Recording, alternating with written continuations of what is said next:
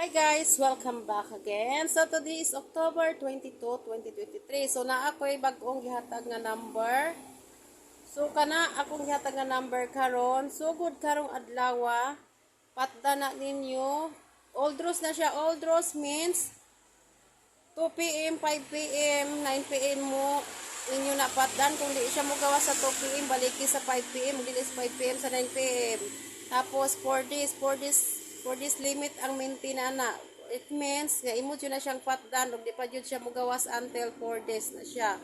Okay? So irambol jud para sure ball guys ha. Sa kini para lang ni sa manaya ay og sword trace sa mahilig sa sword trace. So na ako gipanghatagan karon sa wala na hatagi i-PM ko kung gusto ninyo, pero please irambol ninyo para sure ball kay diha ta mapusoy sa target kay wa jud ta kay balog unsay mo gawas or wa puta kay balog mo gawas kini itong number.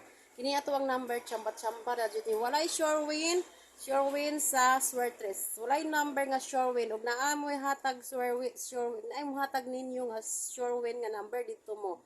Okay, ug naay mga sa kuha nga mo nag sure win di ta mo hatagan kay wala ko sure win nga number. Kay naay nag-chat nako nga ma'am taga itabi ka ng sure win nga number lang ma'am. Daghan na pud ani nga number ma'am oy. Mao nang daghan para na ay laing option na ay laing kuan pag-asa ug dili mo gawas ning isa basin kining isa or basin kining isa. Unang daghan-daghan ang number para na i-choice, okay? So kung mag-pick up ra mo, matunong mo sa wrong pick, pusoy kita ana, okay? So kana lang akong maingon ninyo, di ta mo matag sa og tubag, maong ga video na lang ko. So sa wala pa na ko natagka ikarong adlaw nga numero para 4 days sugod karon. Pwede kayo mag-message kung naa ko'y oras, ma-replyan ta mo. Ang uban nang black na kay wala na ko na reply dayon. Daghan kay mong mag-message nako, di ta mo maato kay dili ra pod kinira akong trabaho. Pero pasalamat mo kung gitagaan ta mo time nga mang-reply ninyo, manghatag para makadaog sad mo kay ang uban gahandog nga makadaog sila. Pero wa dili pod mapata, dili pod mangrambol. So chance na kayo ninyo nga nakadaog mo gikan sa ko ang number kay ang atong number minggawas dayon. Ako ga-expect nga mogawas dayon ni akong hinatag sa inyo ha. So swerte kayo unta mo diri nako no ana. Sige yun lang guys. So don't forget to rumble jud. Rumble ug wala moy kanang wala moy budget, pwede piso-pisohan kung pwede ang piso sa inyo ha. Kung wala man lang jud kuan, sige target na lang, pamahala na lang ana, target na lang kung dili mo karambol kay daghan no upad ka buok. Targetin na lang, so win or loss na lang jud na ana. Saon naman wa tay budget. Ako gani piso-piso ra man ako Kay wa jud po ko'y budget, piso-piso, Rumble G's. Ang Rumble G's daogon diri sa muat 1,000 pesos. Sa 1 peso 600 ang madaogon. Sa gahapon naka 2 hits unta ko ako. Katong natagaan ako sa 941 guys, late na to sa mga nangayo. Stress na ko to gihatag gahapon.